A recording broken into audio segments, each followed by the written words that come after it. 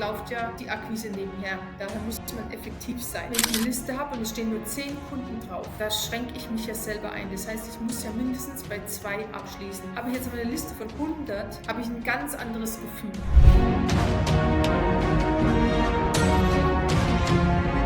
Hallo und herzlich willkommen zu einer neuen Podcast-Folge Erfolgsgeflüster. Schön, dass du wieder eingeschaltet hast. Mein heutiger Podcast-Gast ist nicht nur Speakerin und Vertriebstrainerin, sondern sie ist auch Leistungssportlerin. Sie macht sogenannte Ultraläufe, das heißt lange Läufe in den Alpen vor allem, in den Bergen mit vielen Höhenmeter, die teilweise über 80, 90, 100 Kilometer lang gehen. Und zudem ist sie auch noch Hyrox Pro-Athletin. Ich bin sehr gespannt, wie das alles zusammenspielt. Das Thema Sales vor allem hat natürlich auch sehr viel mit dem Thema Mindset zu tun. Das wiederum hat viele Parallelen zum Leistungssport. Insofern bin ich sehr gespannt auf dieses Interview. Ich freue mich, gleich ein paar Sales-Tipps auch für euch aus Nadine herauszukitzeln. Und deswegen begrüße ich Sie jetzt recht herzlich in diesem Podcast. Herzlich willkommen bei Erfolgsgeflüster, Nadine Esterle. Hallo, Dankeschön. Freut mich, dass ich hier sein darf. Wir sprechen heute über deine Reise mit der Selbstständigkeit, vielleicht hier und da auch ein bisschen über deine ganzen sportlichen Aktivitäten, die da sicherlich auch reinfließen. Aber lass uns doch mal starten. Warst du immer schon selbstständig oder hast du früher auch quasi klassisch in einem Job gearbeitet?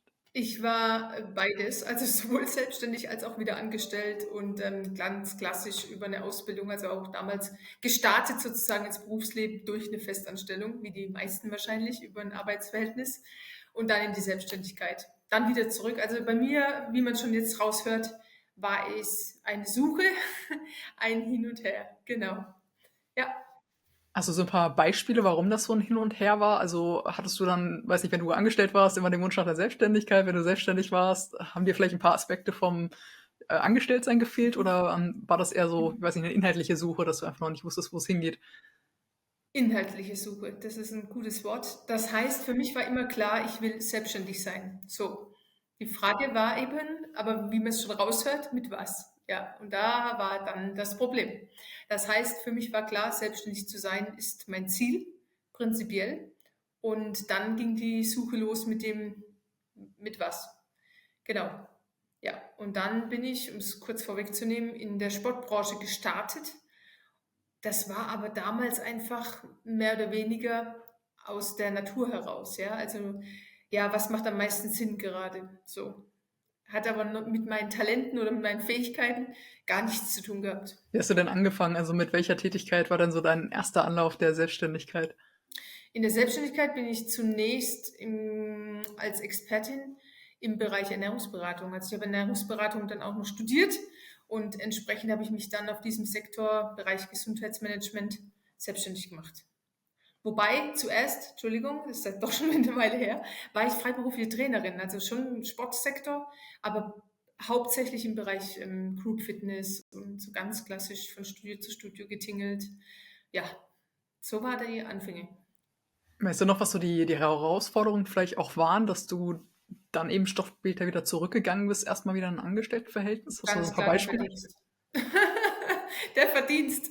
Also der Verdienst und die Arbeitsmöglichkeiten in der Gesundheitsbranche, wozu die Sportbranche in dem Bereich, wo ich tätig war, dazu zählt, oder aus meiner Sicht ein Stück weit dazu zählt, das war ganz klar das, was man bekommt, gerade im Group-Fitness-Bereich, wie ich es betrieben habe, im Stundensatz. Damit kann man keine Selbstständigkeit, geschweige denn irgendwie sich eine Zukunft aufbauen. Und das war dann letztendlich der Moment, wo ich gesagt habe, okay, ich muss einen Umweg nehmen, ja. Und dann ging es wieder zurück ins Angestelltenverhältnis. Ja. Wie war das so, zurückzugehen? Also kannst du dich noch dran erinnern, wie du dich da vielleicht gefühlt hast, welche Gedanken du vielleicht hattest? Ganz schrecklich. Also schrecklich im Sinne von, es war ein logischer Schritt, wobei ich dazu sagen muss, ich bin damals auch noch umgezogen in eine ganz andere Region. Also einmal vom Karlsruher Raum ins Allgäu und entsprechend war dann die Kunden weg. Ja, also ich bin ja abhängig und ortsabhängig gewesen. Und von daher war es insofern schrecklich, weil für mich es erstmal so ein Aufgeben war, natürlich aber auch ein Neuanfang, ja, dann im Allgäu und da zunächst eben in der Festanstellung. Genau. Genau, und dann hast du da eine Weile gearbeitet, aber der Wunsch nach der Selbstständigkeit kehrte zurück oder wurde stärker. Ja. Mit was hast du dann weitergemacht? Also wie waren so die nächsten Schritte, ja, hin zur Mhm. Selbstständigkeit? Heute bist du ja auch selbstständig. Ja. Wie ging's weiter? Also dann war es so, dass ich in den Bereich Persönlichkeitsentwicklung, Kommunikation reingekommen bin. Ja, ich kannte das von meinem Elternhaus nicht, dieses Thema Persönlichkeitsentwicklung. Und entsprechend, ja, war das für mich ein neues Land. Und damals durch meine Coaching-Ausbildung bzw. NLP-Ausbildung bin ich zu diesem Thema Erwachsenenbildung gekommen. Und somit habe ich mich dann nach einigen Fortbildungen in dem Bereich selbstständig gemacht, also als freiberufliche Trainerin. Und wie es dann oft so ist, als Business Trainer, Business Coach, ja, man hat wie einen Bauchladen vor sich und so ging es zumindest mir und aber keine Spezifizierung. Also so, okay, ich mache gerade mal alles, was daherkommt. Und das war dann wiederum auch nicht mein Ding. Und dann waren noch private Umstände und daraus habe ich mich dann danach wieder anstellen lassen. Genau. Ja, spannend.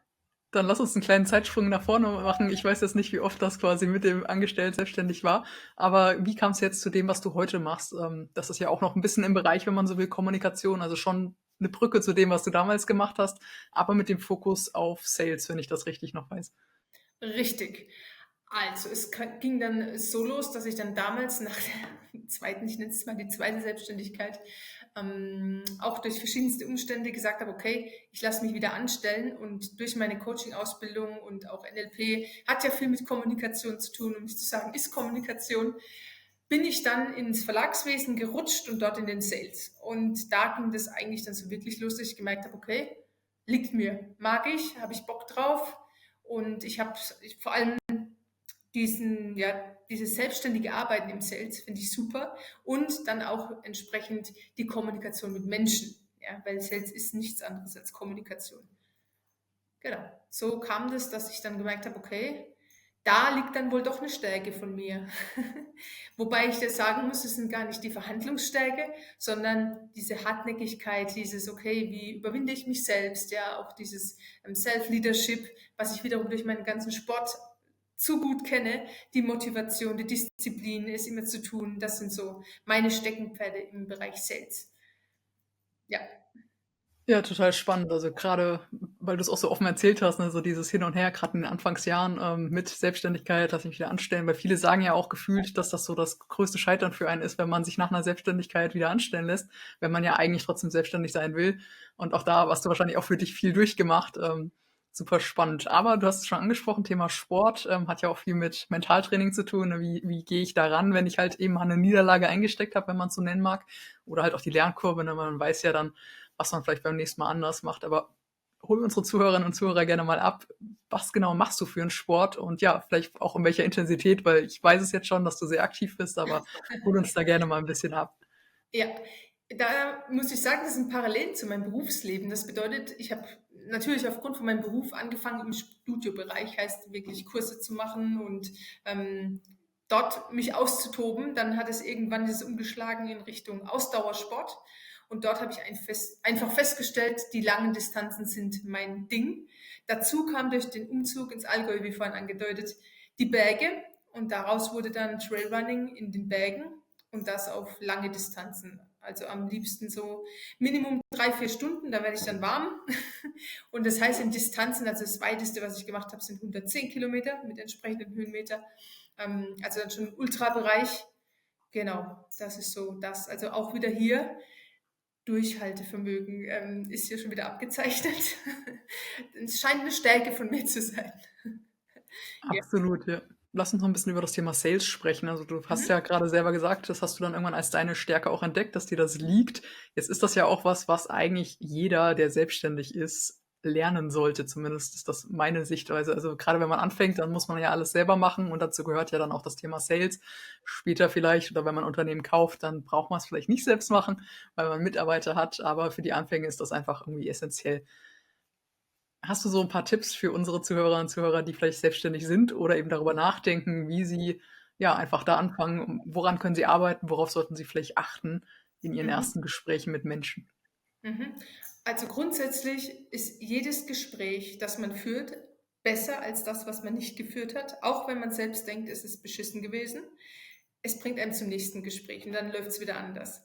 Das ist eine. Das andere ist wirklich kleine Schritte. Das zählt im Sport genauso. Also wenn Menschen mehr Sport machen möchten, da werde ich ja auch oft gefragt, wie kommst du da zu dieser Disziplin, das jetzt schon über Jahre zu machen?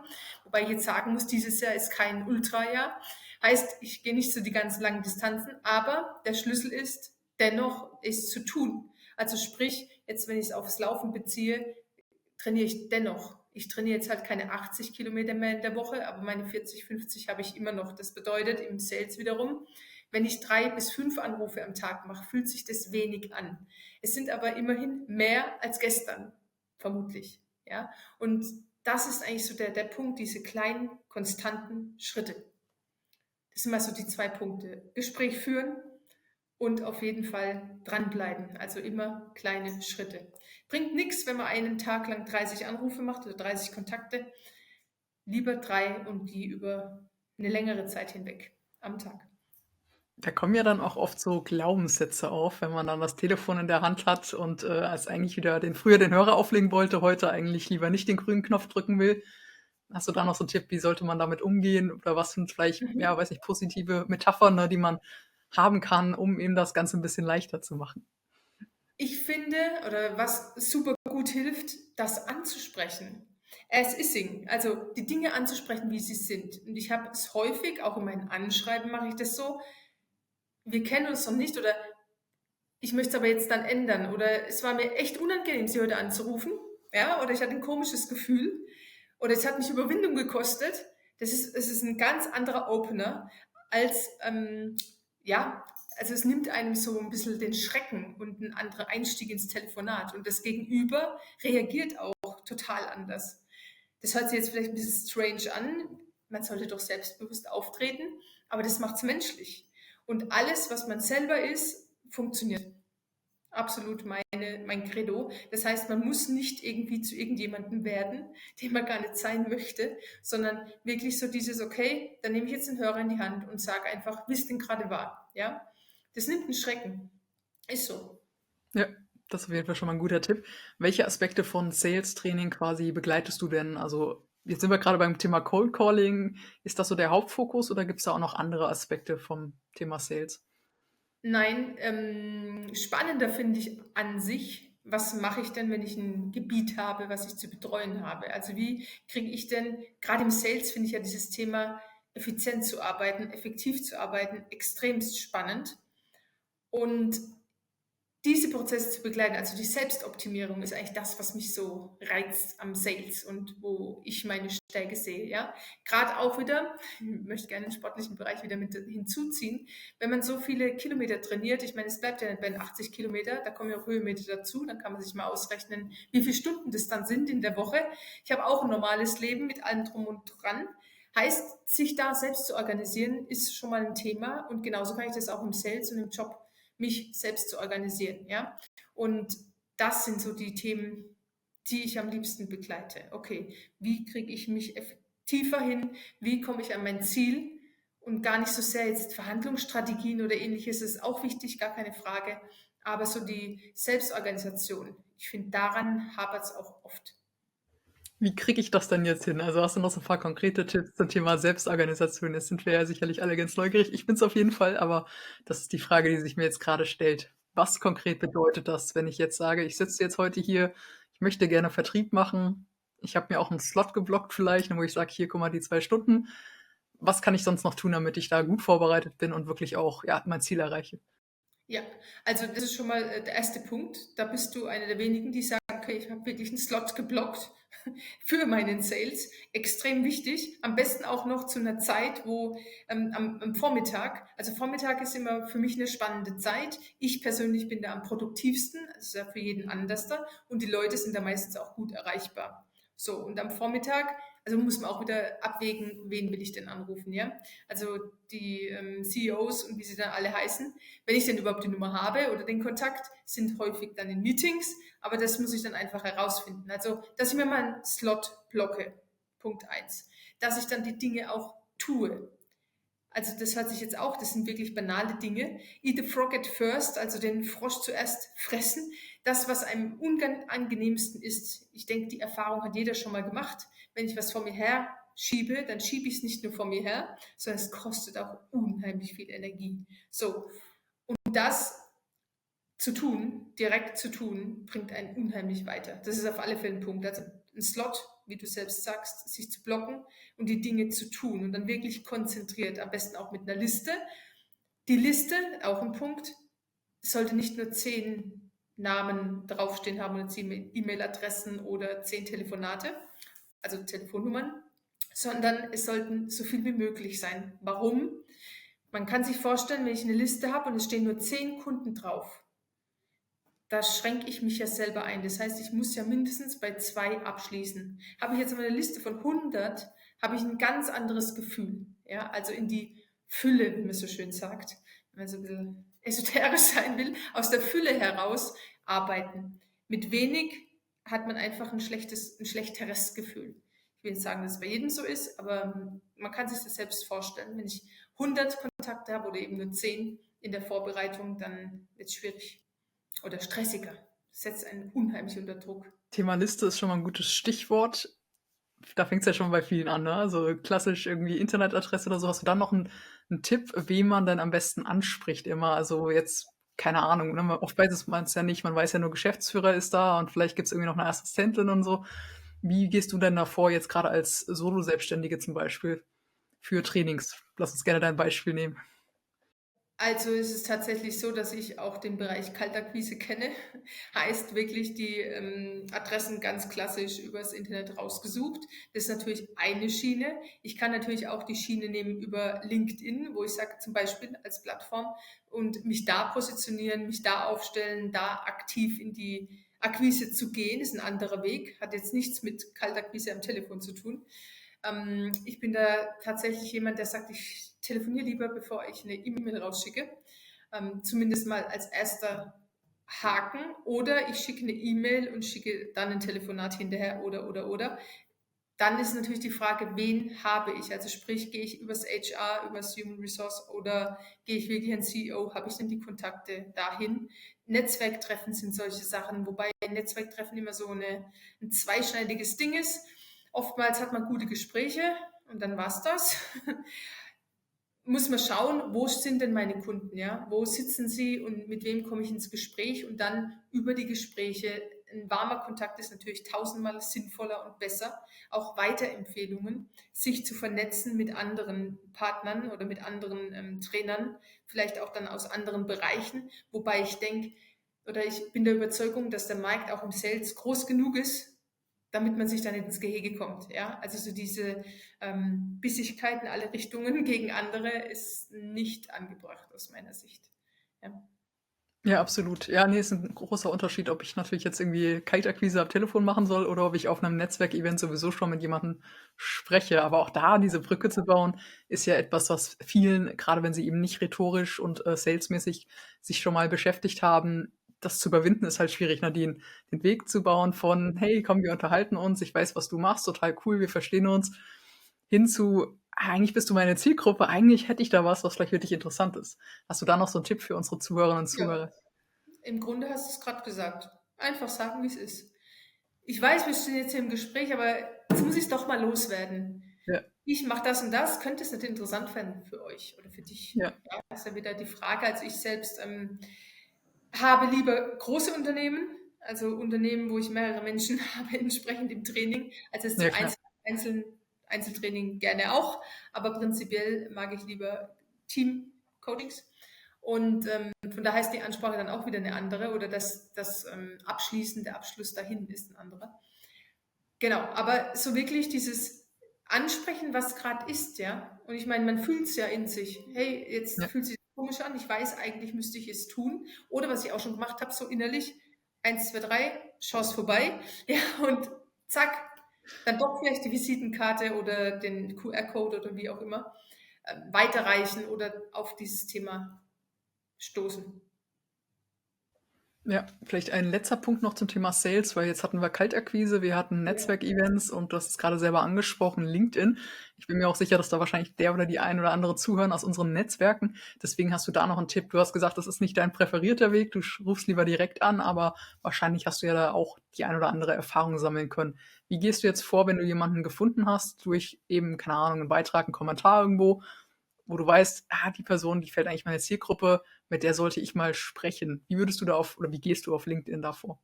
Hm, auf jeden Fall, da stellt sich immer die Frage: „Okay, gehe ich auf per Du, per Sie?“ Also, wie kenne ich denjenigen, ja? Und, dann schreibe ich die Person an oder ich habe teilweise auch nur angeklickt. Ich finde es auch hier schwierig, sich auf eine einzelne Person zu fokussieren. Ich finde es, durchaus sinnhaft, sich die Branche Sales Navigator ist ja natürlich auch Thema, zu sagen: „Okay, ich suche mir die Branche raus, ich, tue mir die Menschen entsprechend aufschlüsseln und dann gehe ich da mal breiter vor.“ Also LinkedIn ist für mich schwierig und erfahrungsgemäß, dass ich da einzelne Leute mir rauspicke und dann einen Abschluss habe. Mag sein, dass es für andere funktioniert, aber wenn, ist es aus meiner Sicht viel Kaltakquise oder viel Aufwand, die Leute dann entsprechend auch zu pflegen und so weiter. Und ja, von daher, wenn, dann gehe ich breit vor. Also kontaktieren und dann eine E-Mail und es darf nicht viel Zeit kosten. Also eine E-Mail, es darf nicht viel Zeit kosten. Das ist das obere Credo, ja. Ich meine, oft läuft ja die Akquise nebenher für die meisten. Und von daher darf die nicht viel Zeit kosten. Und daher muss man effektiv sein. Und die Akquise selbst kostet auch nicht viel Zeit, wenn ich es denn tue. Das stimmt, ja. Der Anruf kostet nicht viel Zeit, ja. Entweder die Person geht nicht dran oder man hat Genau, halt innerhalb paar Minuten eine Qualifizierung wahrscheinlich erst mal. Den Abschluss ja in der Regel selten im ersten Gespräch oder zumindest richtig. Kaltakquise wahrscheinlich nicht, ja. Daher ist es unheimlich wichtig, wenn ich nämlich mit 3 Anrufen anfange am Tag, ja. Ich erreiche erstens nicht jeden sofort. Für nicht jeden ist es passend in dem Moment. Ähm, und. Es gibt ja viele Gründe. Das heißt, aus diesen 3 werden jeden Tag, das summiert sich nach oben, ja. Und irgendwann habe ich halt durch von meinen 3 irgendwann vielleicht 50 dastehen, die ich immer wieder in Betreuung habe. Dann sage ich: „Okay, jeden Tag mache ich dann eine halbe Stunde oder ich mache zweimal die Woche 2 Stunden“, ja. Wie ich es mir auch immer einteilen kann. Wichtig ist, dass ich es tue. So. Und dann natürlich versuchen, habe ich auch schon oft erlebt, Menschen waren in Unternehmen und dann war's das. Und ich denke mir nur, warum lässt du diesen Kontakt einfach erkalten? Ja? Warum lässt du den fallen? Das ist ja nicht Sinn und Zweck der Sache. Selbst wenn die nicht direkt nachbuchen, aber im Kontakt bleiben, zu sagen, hallo, wie sieht's denn aus? Macht absolut Sinn. Definitiv, ja. Jetzt ist das Thema Qualifizieren, Setten, Closen, das sind ja immer noch so die Begriffe, die beim Sales bei vielen im Kopf rumfliegen. Hast du da noch so eine Empfehlung im Sinne von, ist ja auch bei jedem so ein bisschen anders, niemals im ersten Termin closen oder immer irgendwie noch ein zweites, also hast du da so eine Faustregel, wie du das machst und was würdest du den Leuten so mitgeben, wenn sie solo selbstständig sind mit einem relativ klaren, überschaubaren Angebot, nennen wir es mal so? Also im ersten Termin nicht closen. Wer hat sowas gesagt? Nein, wenn es dir Hatte schon gelingt, mal gehört. tu es. Mache es auf jeden Fall. Closen darf man immer. Also der Kunde droht mit Auftrag und dann sage ich, nee, erster Termin lasse ich mal. Nein, man darf natürlich, also aus meiner Sicht grundsätzlich closen, aber es heißt ja, es braucht bis zu 7 Kontaktpunkte, bis jemand closed. Und das sollte man sich auch merken. Die wenigsten closen direkt, ja, am ersten Kontakt. Und selbst wenn jemand Kontakt direkt closed, dann hat er sich möglicherweise mit diesem Thema schon länger beschäftigt. Und ich weiß ja nie, was hinter der Person steht. Also das heißt, wenn ich jetzt sagen würde, ja, unbedingt musst du Telefonat und dann closen oder auch beim zweiten Telefonat, das gibt ja schon wieder einen Druck. Nee, lass es doch einfach mal laufen und bleib dran. Ja, ich glaube, genau das ist ja dieser Aspekt, warum viele Sales nicht mögen, weil sie halt diese Erwartung haben, dass ich irgendwie gefühlt eine Trefferquote brauche von 100%, ja, oder irgendwie von 50% oder im ersten Call oder halt dann, ein Setting Call, ein Closing Call und da viel zu sehr in diesen, Schematas halt denken und zu wenig, wie du es eingangs gesagt hast, so schön, ne, in der Kommunikation mit den Menschen stehen, ja. Richtig. Ja. Also, und ich sehe Sales tatsächlich auch so, hm, ich möchte nicht belabert werden oder in irgendwas reingedrückt oder eine Hilfe, eine Abschlusshilfe oder wie man es auch immer beschönigt nennen möchte.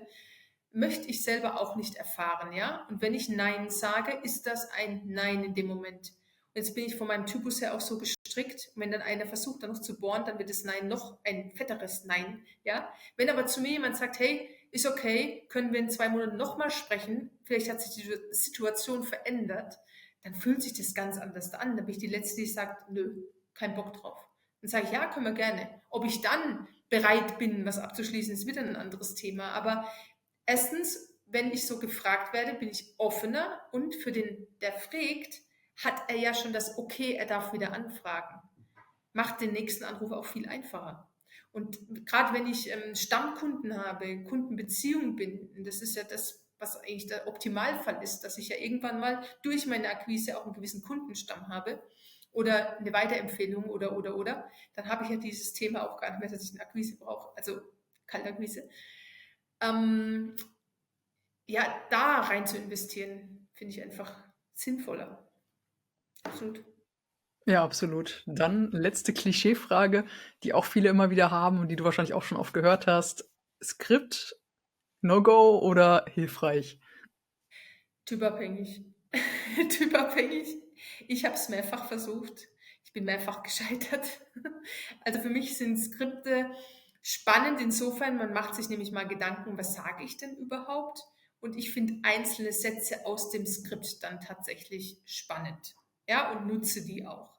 Aber ein wirkliches Skript runter, es gibt Menschen, die können das und die ziehen da auch diesen Stiefel durch. Das wird ja auch in vielen Coachings und Seminaren, die ich auch schon besucht habe, in dem Bereich so vermittelt. Und es heißt ja auch, es macht Sinn, eine Strategie zu verfolgen. Ich bin aber Typ stur und mach's nicht. Oder ich fühle mich nicht wohl damit, sagen wir es mal so. Und ich will mich wohl dafür mitfühlen. Von daher darf man da auch in sich reinhorchen. Und wenn man selber durchaus ein kommunikativer Typ ist und vielleicht auch so ein bisschen mehr kreativ, warum sollte ich mich dann einschränken lassen in meinem Wording? Ja, dann nehme ich mir lieber her und sage, okay, ich möchte den und den Punkt abgehakt haben, dann und dann und sage, ich muss das Wort für Wort so aussprechen. Aber ich kenne auch die, die das genau so machen. Funktioniert. Also ich denke, man sollte wirklich losgehen, gucken, was passt und dann nachjustieren. Ja. Absolut, ja. Ja, sehr schön, dann schon mal vielen lieben Dank für diese Einblicke. Ich glaube, da waren viele Fragen dabei, die ja der oder diejenige, die zuhört, vielleicht auch hat, wenn sie eben selbstständig ist oder gerade darüber nachdenkt. Denn wie schon gesagt, Sales ist einfach essentiell. Ohne Kunden keine Selbstständigkeit. Ich glaube, so kann man es ganz gut zusammenfassen. Ja. Das ist so. Hast du noch einen letzten persönlichen Tipp zum Thema Sales, bevor wir dann zu den Abschlussfragen übergehen? Einfach machen. So salopp wie es ist. Also es heißt auch, Erfolg hat 3 Buchstaben und es ist tun, T-U-N. Und das alles. Also man versteckt sich ja gerne hinter irgendwelchen Aufgaben, die einem liegen und lässt das Telefon so außen vor oder andere Sales-Aktivitäten, um jetzt gar nicht so sehr das Telefon in den Fokus zu stellen. Aber einfach machen, tun. Ja. Und nicht perfekt zögern, wie es immer so schön heißt. Ja. Ist nichts Neues, was ich erzähle. Ja. Man darf sich immer wieder in den Kopf rufen. Genau, ich glaube, das Sprichwort heißt irgendwie besser unperfekt gestartet als perfekt gezögert oder so. Ja. So ist es. Und das ist definitiv so. Kann ich absolut so unterschreiben. Cool, dann herzlichen Dank auch für diesen Tipp. Und dann kommen wir jetzt zu den Abschlussfragen. Du darfst noch ein paar Sätze vollenden. Auch da, es gibt kein richtig falsch, einfach frei raus. Der erste Okay. Satz lautet, Persönlichkeitsentwicklung bedeutet für mich. Der Wendepunkt in meinem Leben, also die Entdeckung der Persönlichkeitsentwicklung war der Wendepunkt in meinem Leben und bringt einem unheimlich viel persönliche Freiheit. Sehr schön. Der zweite Satz lautet, da sind wir genau bei dem Thema, Leben bedeutet für mich. Meine Werte ausleben zu können, also ein Leben gestalten nach meinen Werten. Das ist Leben. Und der letzte Satz, Erfolg bedeutet für mich. Erfolg bedeutet für mich, am Morgen aufzuwachen und zufrieden zu sein. Sehr schön. Herzlichen Dank auch dafür. So, wenn ihr jetzt Fragen habt zum Thema Sales an Nadine, dann schreibt die doch gerne in die Kommentare und dann schauen wir da auf jeden Fall auch rein. Nadine, wie erreicht man dich denn, wenn man jetzt sagt, ja, Sales-Training klingt gut, könnte unsere Organisation auch mal gebrauchen? Auf jeden Fall über LinkedIn eine Möglichkeit und natürlich über meine Website, also www.nadine-esterle.de und auch über meine E-Mail-Adresse, also hallo@nadine-esterle.de. Perfekt. Wir packen die ganzen Kontaktdaten auf jeden Fall auch unter dieses Video. Insofern könnt ihr da einfach draufklicken und müsst es nicht abtippern. Und dann erreicht ihr Nadine auf jeden Fall auch. Herzlichen Dank, dass du da warst. Danke für deine ganzen Einblicke. Danke für deine Einladung. Hat mir sehr viel Spaß gemacht. Sehr, sehr gerne. Ja, und ich freue mich, wenn ihr nächste Woche wieder einschaltet in die nächste Folge Erfolgsgeflüster. Macht's gut und bis dann.